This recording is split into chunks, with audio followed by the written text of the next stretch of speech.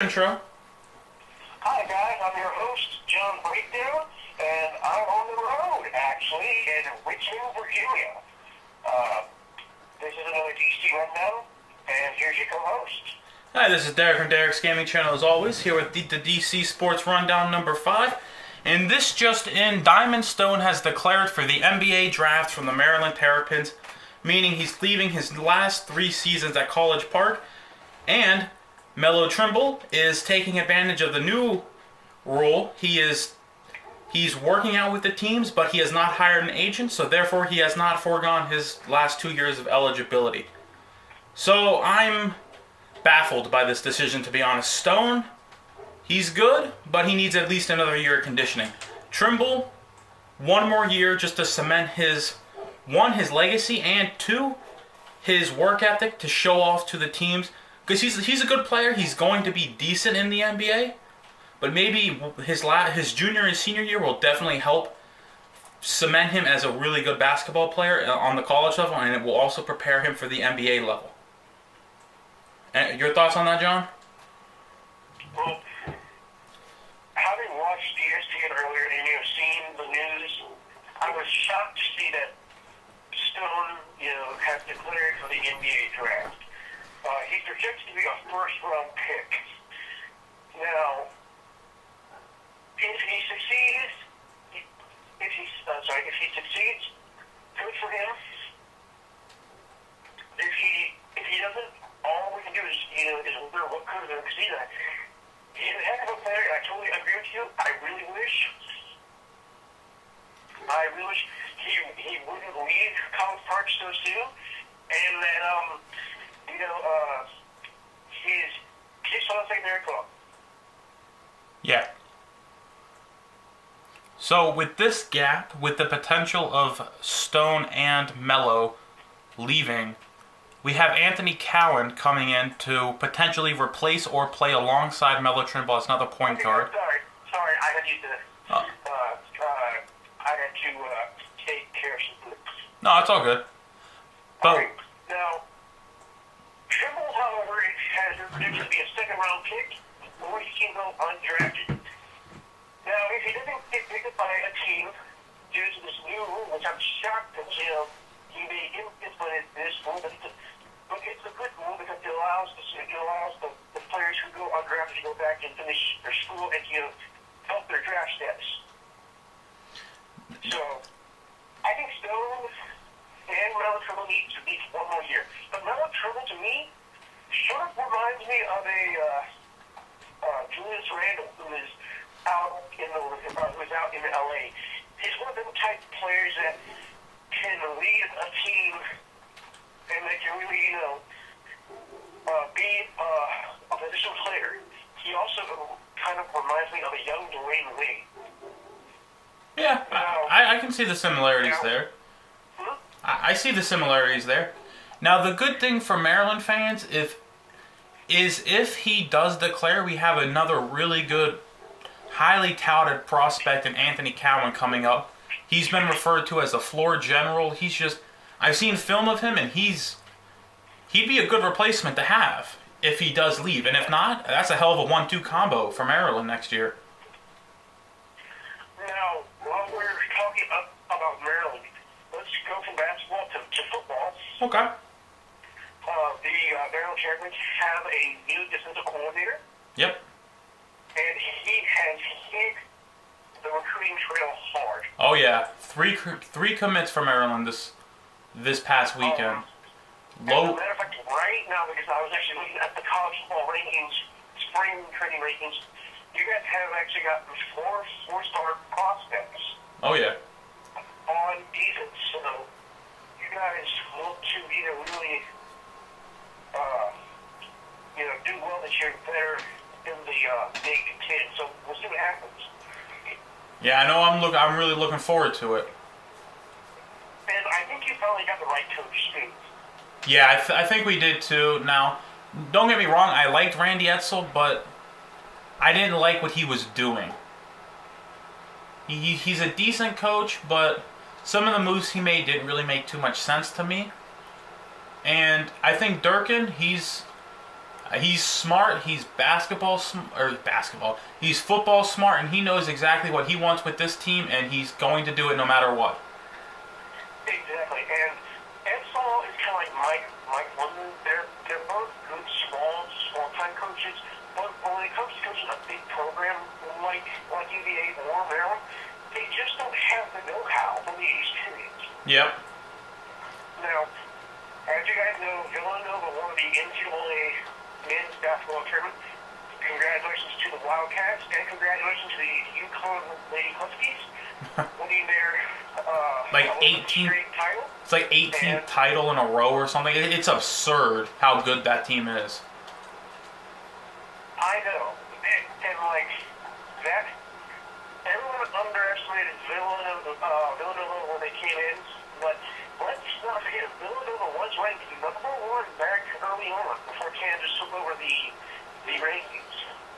Yeah, I mean, they were not a bad team by any stretch, but they kind of fell under the radar towards the end. But with that win, it gives hope to the underdogs, I feel. Like the Wichita States, Yeah. the Iowa Cyclones, the George Mason Patriots, teams like that. And, next year, because I'm actually looking at the really high rankings, Maryland and UVA are in the top 5. Yeah, they have good prospects coming in both teams. Now it's just a matter of, can we get everything to fall into place and do what we're supposed to do. Well, we'll find out. Now, moving on from college football and college basketball to the NBA. Now, our hometown Washington Wizards have been eliminated from playoff contention. I've been dying to ask you this question for over a week because you've been busy, I've been busy, and we haven't really had time to do a rundown. But how does it make you feel that the Wizards are not going to be in the postseason this year? Honestly, upset just because they had such a foundation kind of set in place, and I thought that they could continue to be at least a contender for a year or so. But this just tells me that Randy Whitman needs to be fired, in my opinion. He was good for a little bit, but I mean, you have superstars on the roster, let's get it done. Exactly, but it's not just Whitman. I sort of felt like Whitman lost the locker room, and I feel like, Bradley Beal being hurt, maybe her injuries also contributed minorly to this issue. Yeah, no, I get that, but it's a coach's job to have control of his players and of his locker room. Now, there is talk of Kevin Durant coming to Washington. I think that's not going to happen. I think he wants a title, and with the potential of him going to Golden State, I think he will end up going to Golden State. Which... If he goes to Golden State, that's going to be unfair. in my opinion, that's going to be unstoppable. But here's the thing that people aren't realizing. Golden State's not going to have the money to afford Kevin Durant. Oh, no, they do, because of the cap space increase that each team gets this year. Each team gets... I forgot about that, but I don't think Kevin Durant wants to play with Draymond Green and Steph Curry because him and Draymond Green sort of have a feud. Oh, wow. And plus, I think that him and Russell Westbrook work very, very well. But Westbrook's more of a ball hog. I think he'd rather go to Washington and play with Beal and Wall because that's also where he's from. That's true. Yep, Prince George's County. Every player wants to go home and try to win their hometown a championship.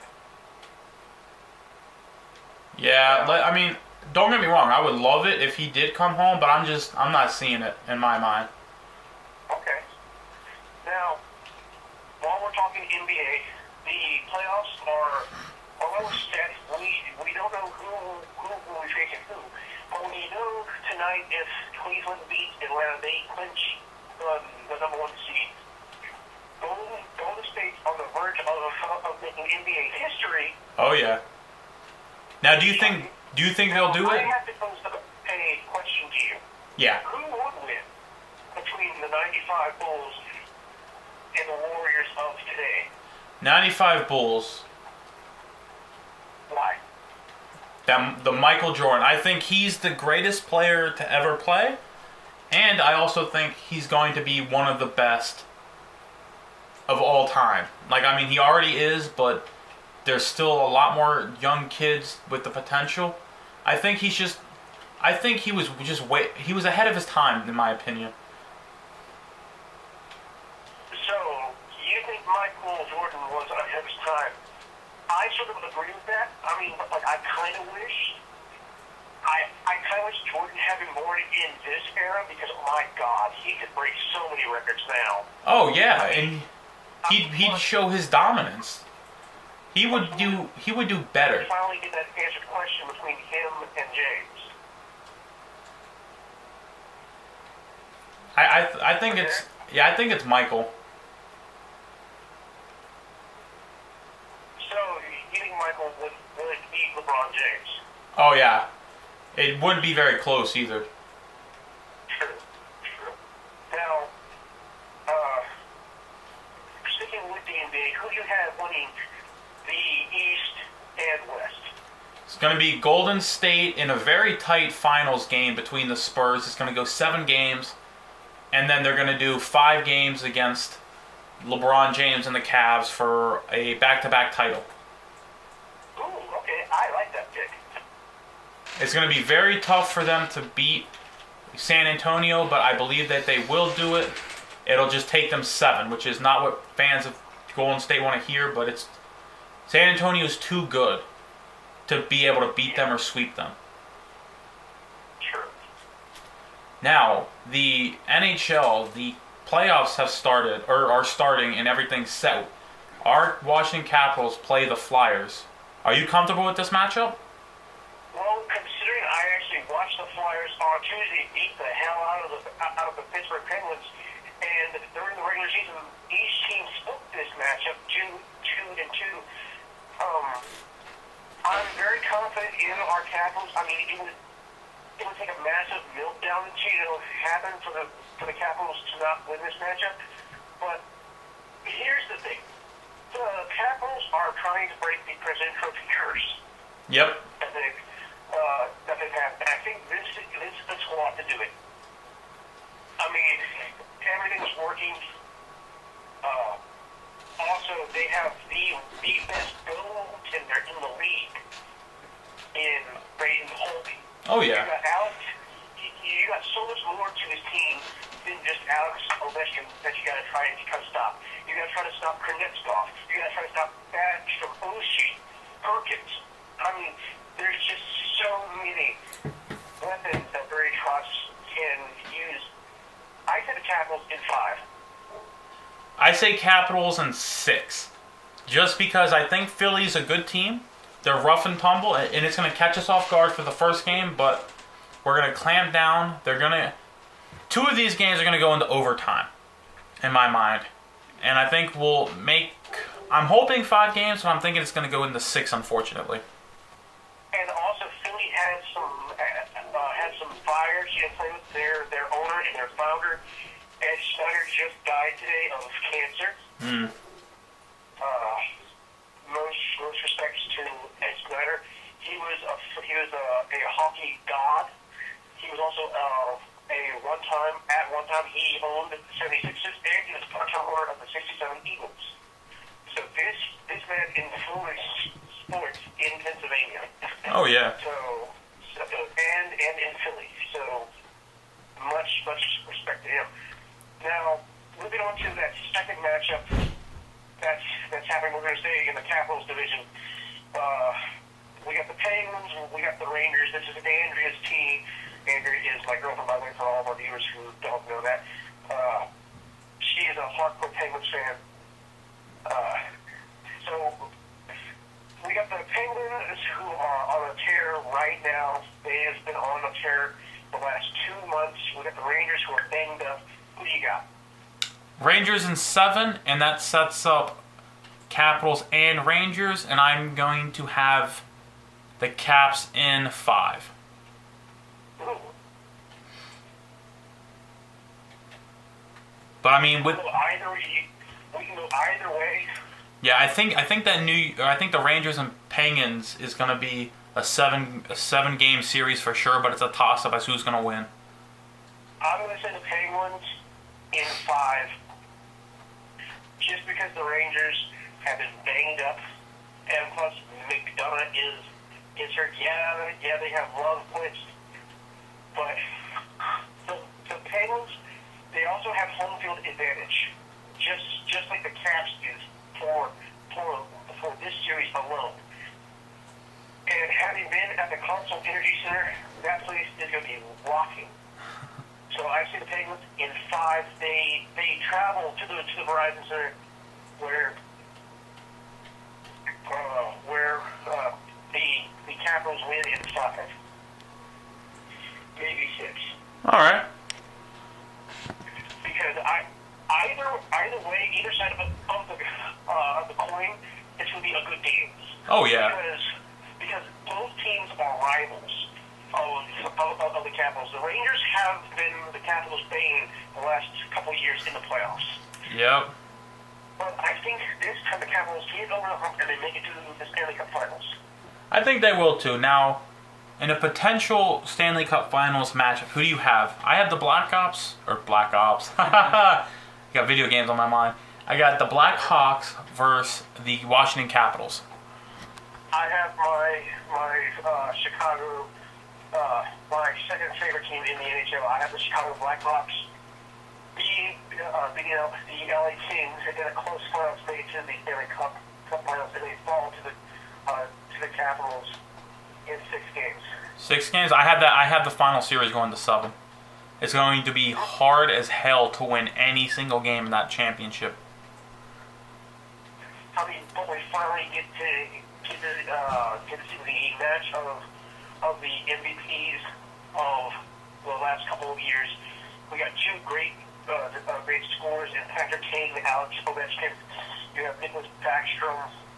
You also have 2 great goalies and 2 great head coaches. But I think the Capitals get it done, and they finally deliver DC a championship for the first time since 1991. Oh yeah. So we're pretty much in agreement on that as well. Now let's move on to the NHL. Or to the NFL, excuse me. I haven't really heard much about the Redskins or the Ravens. Well, a lot has happened in the NFL. Let me catch you up to speed. I've been paying attention to the NFL more than anything else. Yesterday, Will Smith, the former New Orleans Saints defensive end, was shot. He was involved in a car accident and he was shot to death. His wife was also shot. She remains in critical condition in the hospital. Will Smith was defensive end for the New Orleans Saints after they went on their Super Bowl run. He played 9 years with the Saints. Now, was this a coordinated attack or was this just road rage? We don't know yet. Oh boy. Right now, the man accused of shooting him, they had court today, and some reports stated there was a second gun involved. We don't know, so we don't know if it was road rage or what else. So That's terrible. Will Smith had 3 kids, and he was a pillar in the Saints community. Sean Payton was actually going to have him come in later this preseason and actually have him as a linebackers interim coach, but that unfortunately did not happen. Yeah. Also today, the Kansas City Chiefs released defensive end Mike DeVito, who retired today. Mike DeVito also played for the Jets. Also, the Shaw Ferguson retired from the Jets earlier this year. The Shaw Ferguson was drafted back in 2004. I actually remember when he was drafted. He came out of UVA, and he was an Ironman for the Jets, never missing a start until last year due to an injury. He was a phenomenal defenseman, and he put up Hall of Fame numbers. Okay. Also, still in talks with Antoine Bolden, and the Ravens signed Trent Richardson, and they're potentially thinking about drafting Derrick Henry. Ooh, okay. If Henry falls. Now, in other news, Ryan Clady went from the Broncos to the Jets about 2 days ago. And the Broncos are still in talks with the 49ers as they try to get Colin Kaepernick. But right now, talks have stalled. Now, the Redskins have been looking at defensive ends in this draft, and also defensive tackles. Now, Jalen Reed out of Alabama has been the favorite. But there's also been talk about drafting a wide receiver, Josh Dobson out of TCU. 6'5" wide receiver. The inside guy has also been in eye of Scott McCool. Okay. But the draft is in 18 days. We still don't know what's going to happen. I don't know if anyone does. Now, Jay Gruden came out yesterday and he said that Matt Jones is fully capable of handling the workload. What do you think about that? I tend to agree on that one. I mean, but his issues were fumbling last year. That's true. I think with a good off-season, he'll get it figured out. But again, that's tough. I do want him to succeed, but fumbling is a cancer to teams. So hopefully he'll be able to get it done. Exactly, and the team still hasn't signed Darryl Young, and they haven't worked out an agreement for Kirk Cousins. How do you feel about this?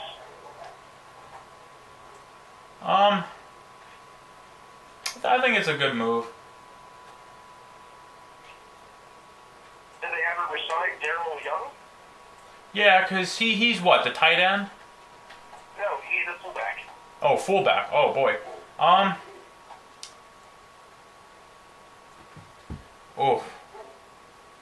Yes. Darryl Young actually helped the running game back when Mike Shanahan was head coach. He was part of the read option. Now the thing with read option is that to me it's over in the NFL, at least really successfully. But we could always try and bring it back and throw people for a loop. Maybe sign him as like pretty low and have him stay on maybe second team and bring him in for a couple trick plays. But other than that, I'm not too sure about Darryl. Sure. Now, as you know, your hometown Maryland Terrapin Vernon Davis signed with the Redskins. Oh yeah. To help shore up to strengthen the tight end position, and also Jordan Reed was in Dulles today at the Dulles Expo Center. He's going to be there today and tomorrow at the auto show. Oh, okay. So, but what's your expectations of the Redskins? Also, the Redskins released their preseason schedule. They have a great matchup with the Bills this off season. Okay. This preseason. Now, what's your expectations of the Redskins in preseason and in going forward as this is year 2 of Jay Gruden? Preseason, I haven't. Do you know who we're playing? The Bills. Hold on. I can do. To me, preseason isn't too big of a deal. If they go 0-4, I'd be okay with that, just so they can figure out some. Got it here on ESPN. I have the.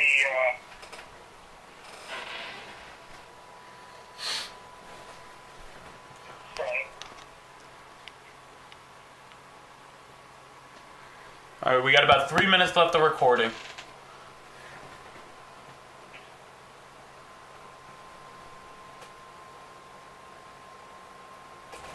Well, moving forward, I want the Redskins to be able to get to the 10-win plateau. And I think with maybe another year, now fans obviously, they don't want to hear, oh, it's, a rebuilding year. This year won't be a rebuilding year, but it won't. It won't I have be. the Redskins app on my phone. Hold on. Okay. There we go. By the way, the Cleveland Cavaliers have just clinched the number one seed in the Eastern Conference. All right. Now the Redskins this year are going to go 8-8. They're gonna get a wild card spot, but they're gonna lose in that wild card game. And next year we're finally gonna break the 10-win plateau since RG3's first year. And then that's when we're gonna start finding success with Jay Gruden, in my mind anyway. It's gonna take another year of just working with things, but it's gonna happen. Okay, their confirmed matchups are against the Falcons, Jets, Bills, and Buccaneers. 2-2. We're gonna lose to the Falcons, beat the Jets, beat the you said Dolphins or?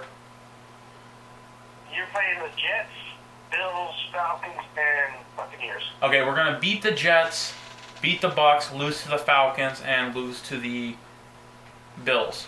But preseason. For the first time this season, Kyrie Irving and LeBron James are both in double digits. LeBron James had 34 points, Kyrie Irving 35. Oh, damn. So they showed up big tonight. All right, Yeah. John, we're running out of recording time, so you want to go ahead and end it? Yes, okay, guys. This has been another GC Rundown. I'm your host, John Breakdown of the Breakdown Nation John Breakdown Podcast. You guys can check out my video diaries and also check out Derek Husk's gaming channel. He's done a couple games. Derek? Yep. And that's just, my gaming channel is mostly exclusively Star Wars Battlefront right now, just because that's really the only game I find interesting anymore.